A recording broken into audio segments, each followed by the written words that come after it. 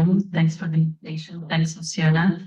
And I'm here in a difficult position because I was invited to bring the not so good news or what's going on and make us think about how, especially how in Brazil, but not only in Brazil, and you all see that and you will recognize yourselves also, how religion is being used as I've been calling a political weapon in Brazil, especially regarding radicalization and polarization in Brazilian politics, but not only in Brazil.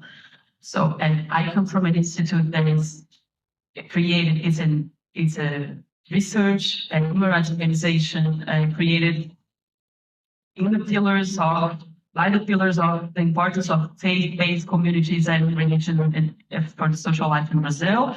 Here I'm stressing the challenges we are facing regarding politics, but we have a broader work on the diversity of the religious groups in Brazil. So religion seems to surface, and you will be recognizing yourselves in this as well. Religion seems to surface everywhere we're discussing politics in Brazil nowadays. Whether in election coverage or what's happening in the National Congress, it's impossible to go a day without hearing, especially about Christian voting intentions, or a politician justifying his vote, or a new legislative proposal based on religious references. But what happened? Why are we seeing more religion in politics in Brazil today, or in other countries? At the same time, in terms of whether the influence of religion in public life and political life is a good or a negative thing, Brazilian society is divided today. Significant cleavages have been built between evangelicals and Catholics and people with other religious affiliations or no religion at all in Brazil, and between older and younger adults. There's also an important division in Brazilian society between those who agree and disagree that the federal government should promote Christian moral values, and specific Christian moral values. But is everything really about religion? I would say no. Most of it is about political polarization and the use of religion for specific political purposes. What we see in Brazil today is not an indiscriminate invasion of religion in politics.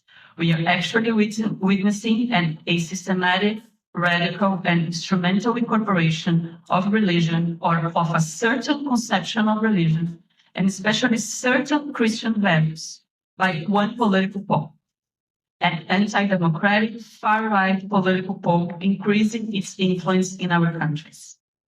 And here I'm not talking about Christian values based on solidarity, community, social justice, and universal human rights. So in terms of democratic principles and threats to a plural democracy in Brazil and elsewhere, what's happening? Who is using whom? We are talking about politicians using certain religious leaders and narratives, and at the same time, religious businessmen using the institutional political environment to increase their influence and therefore their religious corporations. And here the terms religious businessmen and religious corporations are not by chance. I want to stress that because we have a vast and a diverse Christian, evangelical, and Catholic field in Brazil, and I'm stressing and talking about part of that, especially some churches and denominations and leaders more worried about their religious empire than their role as religious leaders in a broader sense. Brazilian population has been dealing with different social, economic, and public security crises for several years, and not only Brazil is facing those crises. And the far-right political forces are the ones most mobilizing religion in specific ways, as I said, when dealing with people's daily and concrete challenges within the social, economic, and urban security crisis. In this context, politicians, religious ones or not, have been mobilizing religion, even the non-religious ones, in a more individualistic and dogmatic contemporary form as a way to offer alternatives for restoring order, predictability, security, and unity. Religion is also being used as a rhetorical resource of belonging and restoring order, or at least what they call order, by ultra-conservatives to advance their agendas in institutional spaces, especially in terms of limiting rights of certain social segments, especially such as women and LGBTQ plus community. At the same time, it's not only about certain religious groups seeking to impose their morals on society through state policies, but also about the new dimensions of Brazilian, but not only Brazilian, ultra-conservatism, which uses religions to communicate with people and forge symbolic and emotional ties with them. This construction makes it nearly impossible today to separate religious traditional morals, political agendas, social demands, and personal demands in Brazilian's present elections, for example. And the scale of this is new for us, and it's challenging the plurality and the quality of our democracy. For instance, we've always had an important presence of different religious leaders in the public and political spheres in Brazil, in a more plural way. But today, the religious leaders with political strength and a prominent public voice are predominantly ultra-conservatives coming from certain religious groups, especially coming from the evangelical Pentecostal segment represented in politics today. That doesn't mean in society there is more diversity, but in politics today, the segment is represented as such. And they are not taking into account the religious plurality in Brazil, and neither the separation between churches and state that we have since 19th century.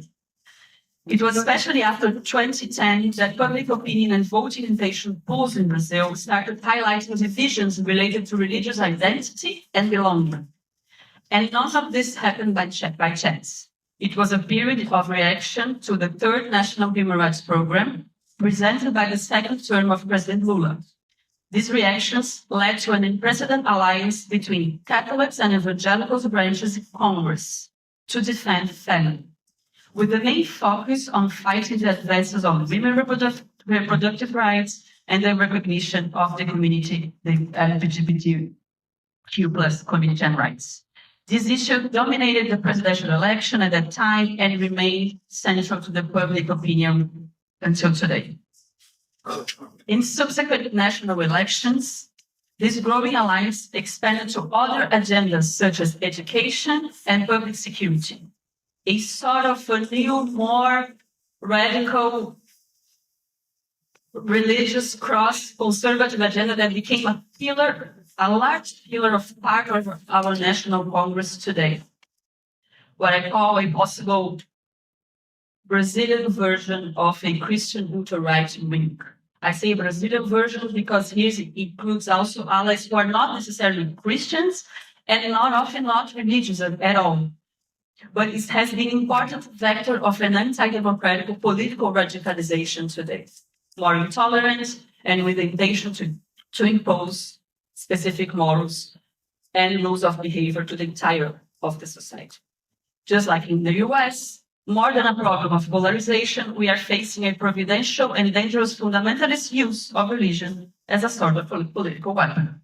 So to summarize my bad news, I'm sorry, we don't fully apprehend all the layers behind a far right that has expanded its social base and also occupies the public space to vocalize its demands and worldviews in our society today. And here I'm not talking only about Brazil, as you all know, but understanding the role of religious groups in contemporary institutional politics, again, not only in Brazil, and how this is being played by anti-democratic and fundamentalist political groups has become essential. And it's just the tip of the iceberg in order to better understand the ways in order to protect a plural democracy in our countries.